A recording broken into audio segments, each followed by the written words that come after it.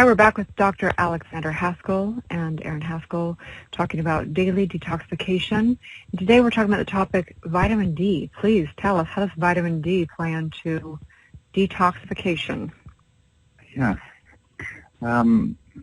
So maybe some of our listeners are familiar with Rachel Carson, who was an American marine biologist, and she was the first one. She wrote a book called Silent Spring, and the title was chosen because of springtime being the time of fruition, the time of transition out of winter, springtime, lots of growth, and the birds migrating and the chirping of birds. So she called it the Silent Spring because she was discovering that a well-known pesticide used in those days, being DDT, was causing issues with the shells of the egg of birds, and they were fragile. Therefore, the gestational period of the bird going through its growth time and breaking through the eggshells were prematurely breaking apart, and therefore the birds were not being born. Do you mind me interjecting and asking, what is DDT for those people out there that don't know what that is? It is a pesticide in one of the categories called, it's a chlorine, kind of a chlorinated type of pesticide, which has a very long sort of half-life, or metabolizes very slowly in our environment. So we still have DDT in our soil here in the United States, even though that chemical pesticide was banned 30 or 40 years ago. So it's a long-acting pesticide. Great. It's used a lot with insect, especially mosquito control. I can remember as a child living on the edge of a golf course, seeing the tractor with the spray unit behind it putting out this fog of the DDT. Still used in other countries, but not anymore here in the United States. Great. So some recent research has shown that those individuals who have pesticides, not necessarily DDT now, but exposure to present-day pesticides, have very low levels of vitamin D. Now, does that mean that if our vitamin D levels are low, we're more susceptible to absorbing or lower metabolism of these pesticides? Or is it that pesticide causes some kind of genetic influence so that the vitamin D levels drop in people? We don't really know that, but it has been proven that those people with pesticide exposure have lower levels of vitamin D, which has many different functions in the body in terms of calcium balance. Certain cancers are caused by low vitamin D, or let's say pesticides and combined with low vitamin D, such as prostate cancer. Wow. Men who are exposed or to do a lot of golfing, or because they use a lot of herbicides on golf courses, they have a much higher incidence of prostate cancer, and I'm sure there's some relationship to breast cancer as well. And doesn't vitamin D plays into depression a lot, doesn't it? Yeah, lack definitely. Of vitamin D. Mm-hmm. Yep. So that seasonal affective disorder, which is depression in the wintertime, is partly a vitamin D deficiency. So vitamin D plays many roles in the body. So one nutrient that I check on everybody's lab test would be the level of vitamin D. I suspect with low levels, when I see them, that the person is being exposed to herbicides or pesticides, and to really scan their household or whatever for those chemicals, but also to get them on much higher levels of vitamin D through supplementation. And I often recommend at least 15-20 minutes exposure in the sun if they can, if they can do that. But definitely oral vitamin D drops. Sounds like it's just a kind of a vicious cycle, this whole toxification in our environment, in our foods and everything, and one thing leads to the deficiency. We're not able to take in the correct nutrients because of the toxins, and then we need, then we're worse off even more. It's this vicious cycle. So if somebody has been exposed, or how would they know? Does it really matter? I feel like detoxification it's almost like it doesn't matter so much where or what or exactly is in your system. All toxins are toxins in that when we detoxify, it's going to get rid of, it's going to handle, majority of all types of toxins, or are there different ways of detoxifying according to what type of toxins you have in your body? Well, this can be, you can have these toxins stored in your system from when you were a child. It's partly present exposure. It's certainly a consideration that you can have toxins from exposure, 10, 20 years ago. So the only, besides the general purification, which is really essential for getting them out of the system, the only way that I know of to directly address this is through homeopathy. This one gentleman came to me with a form of leukemia, and we traced his profession, just looking where he'd been in his lifetime. He had lived in Africa before and was the owner of a rubber manufacturing corporation. And the primary chemical they were using in that process of manufacturing rubber was benzene, which is a chemical which has like a six-sided molecule which is notorious for causing cancers. So in his case, because I knew the exact substance, I ordered some benzene from a chemical company and made a homeopathic preparation from that, which means extremely diluted to the point where it might be one drop out of 10,000, other drops of, in this case, alcohol at the end, but then it was diluted into water. And I gave it to him. I said, take this, once a day for 5 days. And he took it and he went through a huge aggravation. He felt horrible headaches. He had skin rashes came out. That lasted for 2 weeks for him. But then it cleared away and he felt so much better. He went back to his doctor, I think like 2 months later, and the doctor said, I don't see any signs of leukemia here anymore. And he lived a long time, no relapse, nothing. So in that way, it's difficult to explain, but the body has simply eliminated all the residues of benzene from his system. I'm sure that if we knew the chemical that the person's been exposed to and give that in a homeopathic dilution, the body would excrete that chemical. But, it's hard to know what the person's accumulated over their whole lifetime.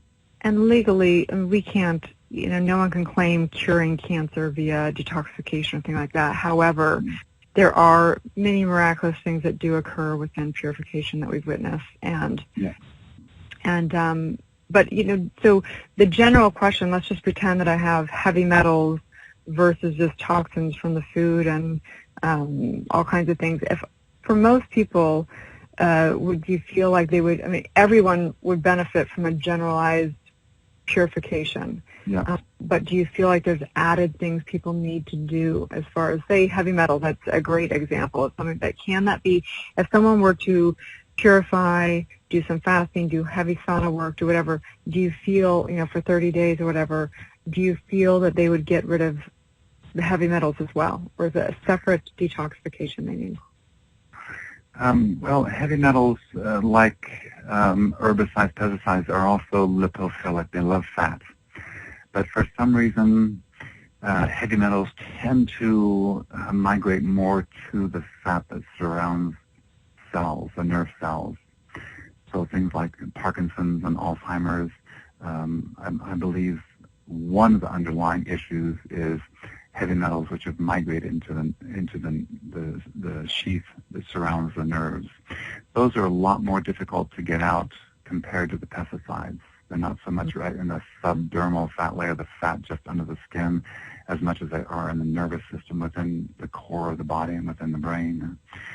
Certain things like cilantro, and there's a few other herbs that can be used on a daily basis that will hopefully maybe pull those heavy metals out. But, chelation, if a person is having neurological issues and they really feel like their exposure has been from various heavy metals, which could include the mercury they use in dental fillings, then I would suggest they do probably a local treatment with a doctor that is experienced with doing chelation therapy, which is an intravenous treatment. There are some orals you can use, but I think the first step is to go through the purification and get the body burden of chemicals much lower. Their vitality is increased, and the body has an amazing ability to heal itself and to actually expel these heavy metals if the vitality is really vibrant, is really strong enough to deal with some cleansing on its own. Yeah, to just do a major purification, it's amazing if the body's just coping basically with surviving because it's dealing with so many toxins and so much overload, it really can't do anything. So when we do that initial bold purification, who knows? We don't know it's really there and what it's capable of until you go through that and really feel what's able to do, and see maybe it frees up all kinds of mental clarity that you didn't know just naturally takes place. Or maybe after the purification, you still have symptoms and still have stuff going on.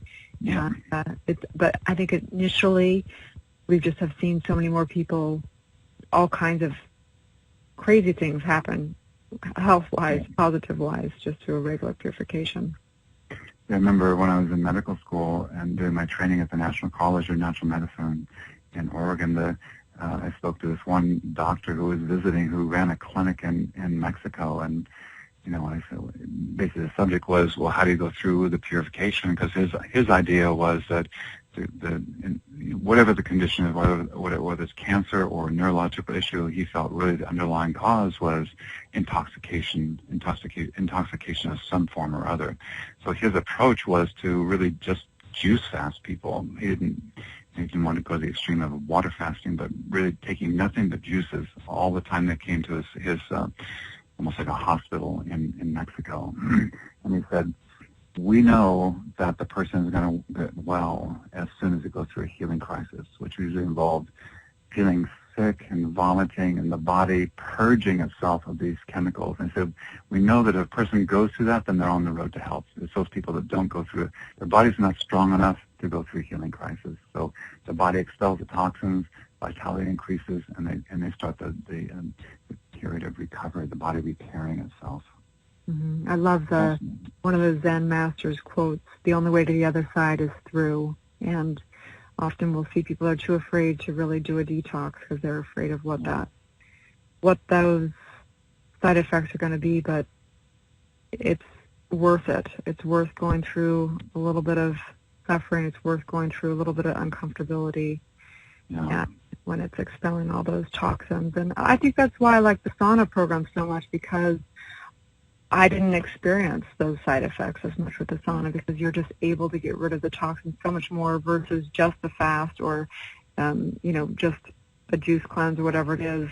I felt the toxins so much more, and it was much more uncomfortable, the sauna. But for each person, it's very different. They don't like the heat. They would do anything to not go in heat, and so that would not be the best program for them.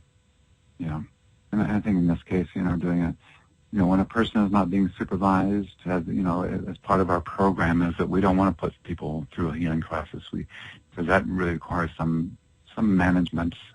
Maybe younger people can do it without much problems, but living on this sort of in this toxic world, and so many people have accumulated toxins, and so many people are a little overweight. They've got a lot of burden in there, and put a person like that through a healing crisis, and the liver and kidneys have to deal with that. It's not a good idea. So our approach is really being moderate, taking time, respecting the body's wisdom, doing some juicing, but not to do juices only. Otherwise, people can go through a crisis. They need a little bit of supervision.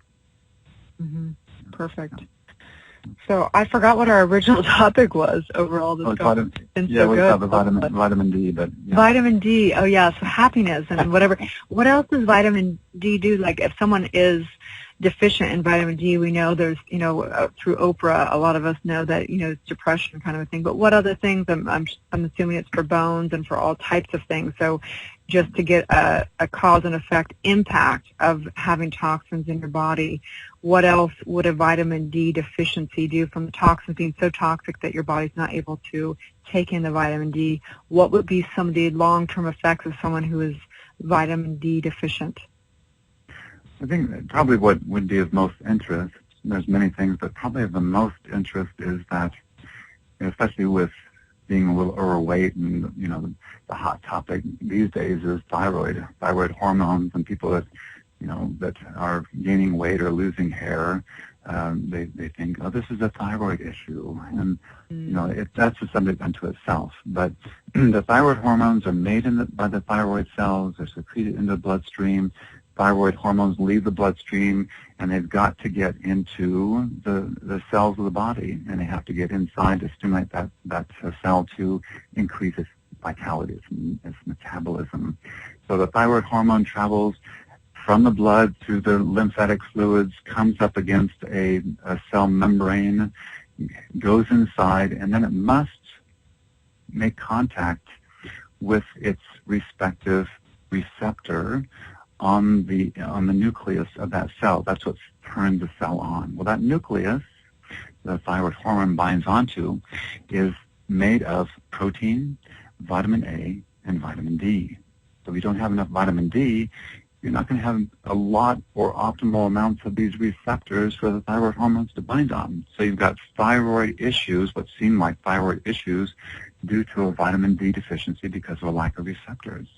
I'm depressed just even listening to it. No, I'm just kidding. It sounds like it's a pretty important thing in our lives, that vitamin D, and hence the sun gives it to us too. So it's fascinating again, and just really get that detoxing, got to do it daily, especially initially. Take it on, feel the effects. I'm so excited for just to see everyone's transformation, see them coming out. I mean, even, we'll get into the conversation about alcohol. Alcohol is a big part of our culture, which is a depressant in of itself. So imagine what it's doing to all of that and all the toxins in that, as far as overusing it.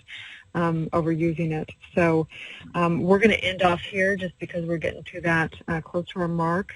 But thank you very much, and I hope you have a wonderful day. Thanks, you guys. Thank you.